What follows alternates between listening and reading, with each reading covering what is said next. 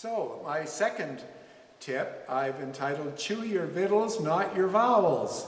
So, as choral directors, we are always admonishing our singers to keep their vowels pure and clean, especially when they're singing diphthongs and triphthongs, those gliding vowel sounds that move from one sound to another, like the word joy and now and down, those painful things to hear as we listen to our choristers.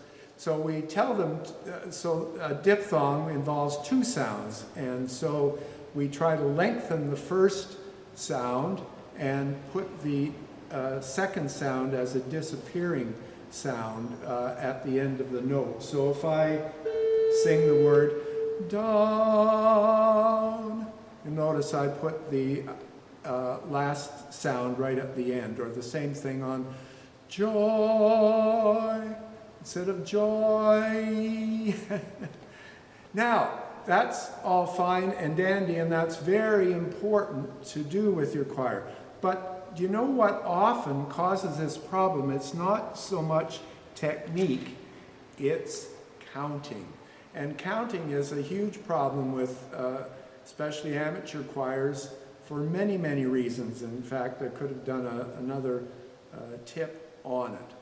But what happens is a choir will get on a long note on a diphthong, and they just think, well, this is a long note. They don't think of how many beats are in that long note and where the second sound is going to start. So when you have a whole bunch of choristers doing this at the same time, you get a very distorted vowel sound. So if they were singing on the word joy, and some move joy and some move later joy, then you get this great mixing of a jumbled up vowel sound. We see this in the repertoire all the time. If you think back to the Hallelujah chorus, King of Kings, okay, so they must count, Lord of Lords, so we know the R is a terrible sound to watch for.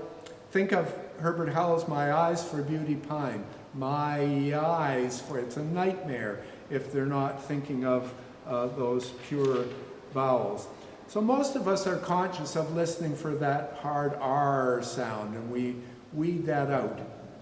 But you know a sound that, a consonant that is just as damaging is the L, and you see this in many, many words, and it really causes a lot of problems. So if you think of the word feel, if you're not conscious of where the L comes, you will get feel or smile, okay?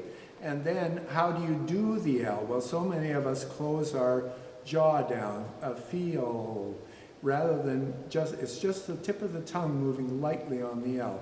Feel, okay, without a sound after it. So you must be counting on the long notes, and the choir must be constantly admonished to fill up a whole note, for instance, with 4 quarter notes, or a half note with 4 eighth notes, or whatever.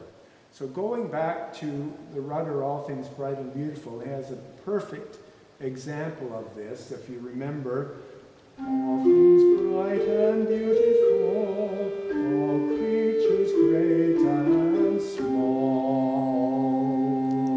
Okay, 4 beats on small. So it's an ah with a little L at the end. And you need to take the L out of the whole note, because you come in on beat 1 of the next bar. So, and small, all, okay? So, not only will you not come in properly if you don't count, but you will pollute the E vowel with the L if you don't put it on the correct spot. So, listen for especially the L sound this fall as you work with your choirs.